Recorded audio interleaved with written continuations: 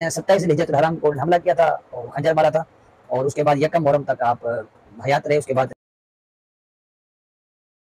حضرت عمر کی شہادت کب ہوئی تھی اور کیسے ہوئی تھی؟ سیدہ عمر فاروق اعظم رضی اللہ تعالیٰ عنہ کی جو شہادت ہوئی تھی نا، وہ یکم محرم حرام شریف کو ہوئی تھی۔ یعنی آپ کو جو شہید کرنے کیا گیا تھا، مطلب حملہ کیا گیا تھا، ابو لولو فیروزی مجوسی نے جو حملہ کیا تھا، وہ آپ کو 27 ذوالحجۃ الحرام کی نماز فجر کی امامت کرواتے ہوئے حملہ کیا تھا۔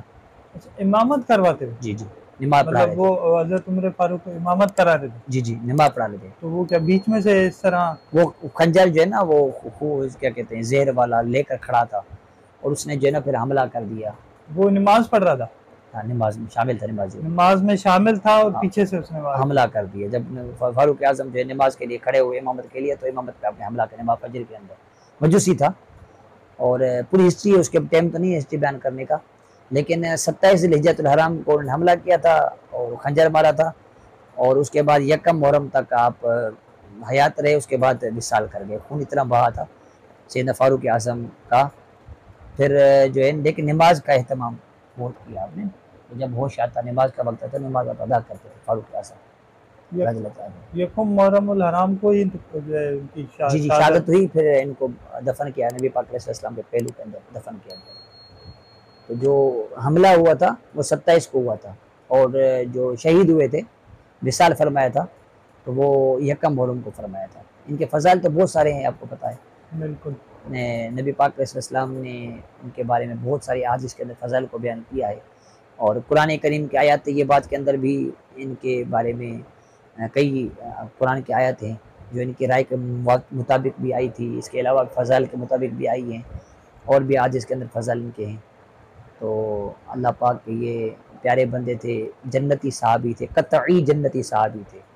اللہ کے حبیب علیہ السلام نے ان کو بھی بشارت جنت کی عطا کی تھی، اور عادل صحابی تھے، ٹھیک ہے۔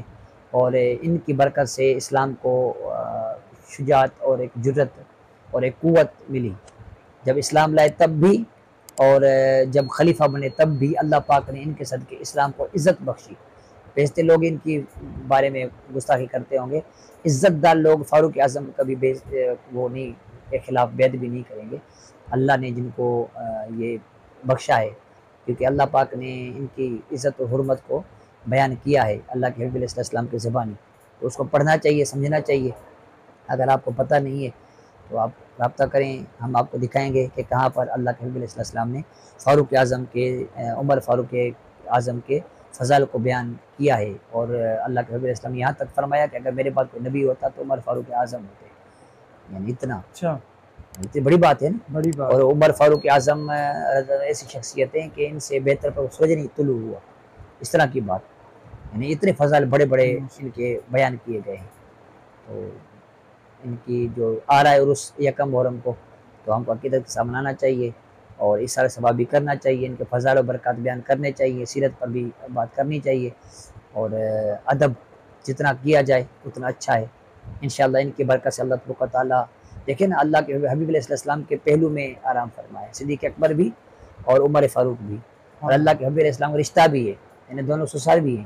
ہاں، صدیق اکبر عائشہ صدیقہ کے والد صاحب، اور عمر فاروق اعظم حضرت حفصہ کے والد صاحب، نبی پاک علیہ السلام کے دونوں سسر بھی ہیں، ہاں، اور یار مزار بھی ہیں، اور صحابی بھی ہے، خلفائے راشدین میں بھی ان کا شمار ہوتا ہے، اور قطعی جنتی بھی ہیں، ان کے فضائل بھی احادیث کے اندر آئے، تو ماننا چاہیے، سمجھنا چاہیے۔ جزاک اللہ۔ ہاں۔